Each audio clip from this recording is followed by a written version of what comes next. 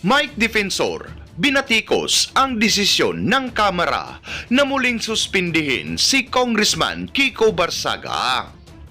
Defensor, iginiit na may mas mga malalapang kongresista kay Kiko Barzaga pero malayang-malayang gumawa ng kasamaan dahil protektado ng pamahalaan. Pero bago ang lahat, mag-subscribe na sa aking YouTube channel at i-click na rin ang notification bell para updated ka sa mga bagong balita sa ating bansa. Ayon nga sa Facebook post ni Mike Defensor, 67 na congressmen daw ang contractors sa sariling proyekto. Walang suspensyon, walang investigation. Si Kong Kiko na galit sa korupsyon ang may patuloy na suspensyon. Komento pa ng mga netizens, Senator Mike Defensor, ito yung sinasabi ni Pastor Tanchi. Parang normal na ngayon ang magnakaw sa gobyerno at ang mga magnanakaw umaastang parabang wala silang kamaliang nagawa. God, save our country. Yan ang problema sa atin. Ang walang ninakaw at nagtatanggol sa mga Pilipino, siya pa ang sinuspend. Ang mga kawatan, libre lang. What is happening na ba? Klarong-klaro ang mga hindi mabuting nangyayari sa Pilipinas. God save the Philippines. Isa po sa mga tumutol doon sa 2 buwan na suspension po ni Congressman Kiko Barzaga ay nasa studio po natin. Walang iba kundi si 4th District ng Quezon City, Congressman Jesus Bong Suntay. Congressman, magandang gabi. Admar Vilando, Almar Forzuelo dito sa SMNI. Welcome muli. Welcome back. Thank you very much, Almar. Maraming salamat sa imbitasyon na ibinigay sa akin para makasama kayo dito sa inyong programa. Opo, balikan lang natin yung pangyayari. Kayo po ay matagal na rin naging mambabatas sa congressman, no? Kinakatawan po ninyo dyan sa lungsod po ng Quezon.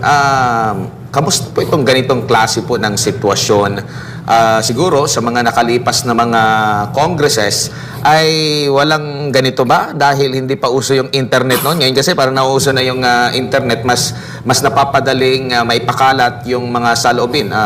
Your thoughts on this, Congressman? Well, I was a member of the 18th Congress noong 2019 to 2022. Pero sa kasawiyang palad, during that time, that was yung COVID pandemic. So almost 2 years na may lockdown at kami sa Kongreso, ano kami noon na walang online yung mga session. There were only a few members of Congress na who would go to session para doon sa face-to-face.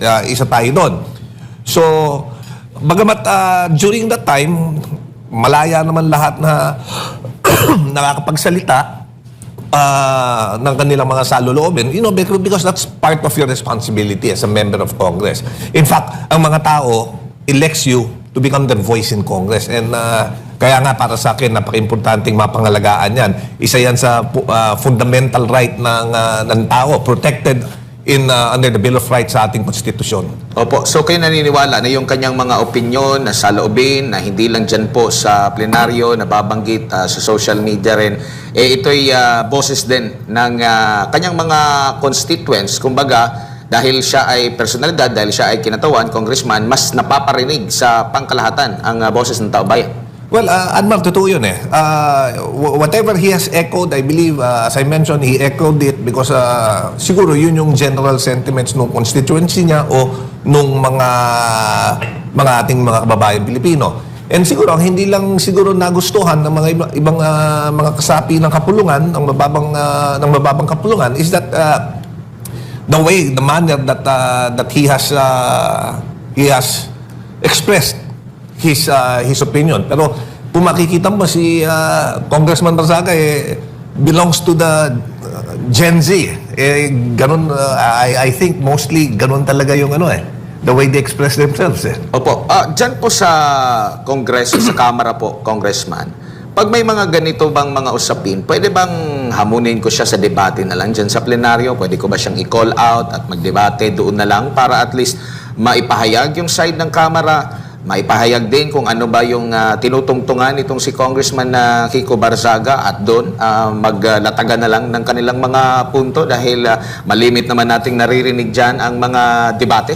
Yeah, Admar. In fact, the plenary hall during session would be the best venue para magkaroon ng diskurso, palitan ng opinion at mapagdebatihan yung mga issues na bumabagabag sa ating lipunan. Kaya nga ako, I do not believe na dapat natin kitilin na magsalita yung mga tao. There is, lagi nga natin sinasabi, freedom of speech and of expression is a fundamental right which has to be protected. Diba? Maaaring hindi natin nagugustuhan the manner that he expresses himself, maaaring uncomfortable, but precisely, mas kailangan natin maprotektahan yung karapatan ng tao. We don't protect freedom of expression not only because it's comfortable, not only because it's agreeable, but more so, dapat when it is uncomfortable, when it is unpalatable, mas lalo natin dapat maprotektahan yan because yan yung essence ng democracy. Without freedom of speech and expression, then wala tayong democracy. Opo, nagkomento rin si Congressman Kiko Barzaga after niyang masuspend nga na hindi ethical daw as per ng pahayag ng mga nakararami dyan sa Kamara yung kanyang mga sinasabi. Pero hindi naman sinabi na hindi totoo yung kanyang sinabi. Para sa inyo po, ano po yung unethical? Unethical ba yung nagsisinungaling? Unethical ba yung nagsasabi ng totoo? Alin po yung ethical doon? Parang ito rin yung sentro ng debate din ngayon, Congressman. Well, alam mo, yan nga yung nakakalito dahil ang sinasabi, ang naging basis raw ng desisyon ng Ethics Committee yung mga several postings na nilabas ni Representative Barzaga sa kanyang social media page. Some of it, yung mga picture niya, mga litrato niya nung na merong... Bago pa ata siya naging congressman. May kasamang bae or yung pera, may hawak-hawak na pera. But those pictures were postings, and those postings were before he became a member of Congress. Now, kung yun yung dahilan, then palagay ko, it was not, dahil hindi pa siya congressman nung mga panahon na yon, then I don't think that it should matter now. Well, what matters is kung ano yung mga pinopost niya, ngayong members na siya ng Congress. But nakikita ko rin, when you express displeasure, o meron kang hindi nagugustuhan, o meron kang ine-echo na sentimento ng iyong mga nasasakupan, I don't think that that is uncalled for. Alam mo, freedom of expression, while hindi yan,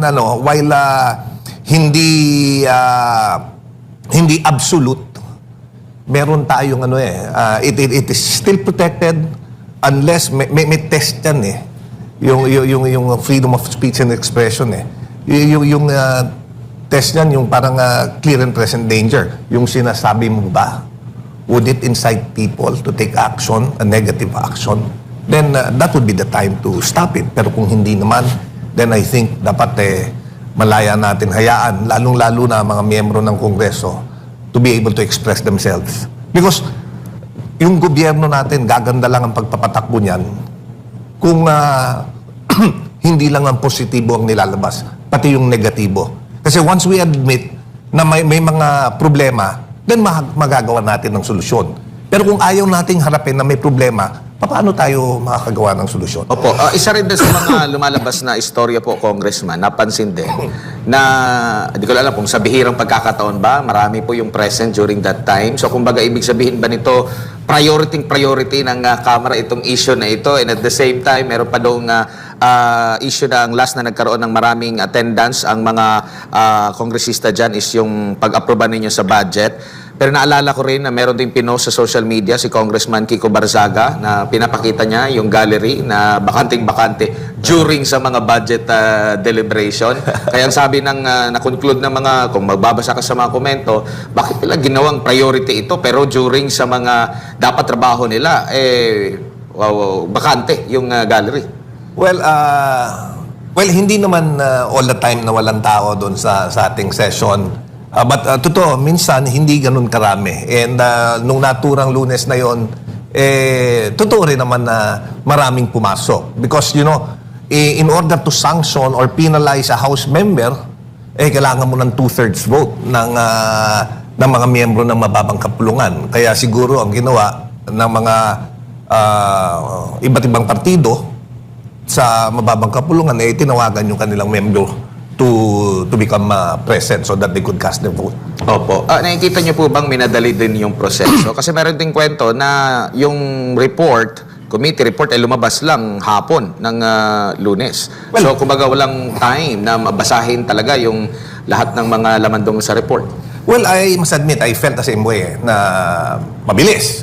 Well, hindi ko criticize na mabilis yung desisyon dahil kung ganun ang magiging panuntunan natin, kailangan sa lahat ng mga ethics complaints na iahain ngayon sa Committee on Ethics, ganun rin kabilis dapat para mapakita na hindi nagkaroon ng favoritism o hindi nagkaroon ng undue speed dun sa kaso ni Representative Barsaga. But kung ako tatanungin mo, kasi nagkaroon ng, while there were conciliatory meetings, final kasi ang ethics complaint against him around September 17, and then merong mga ibang mga hearings na tinawag na in-schedule para makapag-usap yung complainant with Congressman Barzaga para makita kung mag-aayos sila, hindi nakapag-ayos.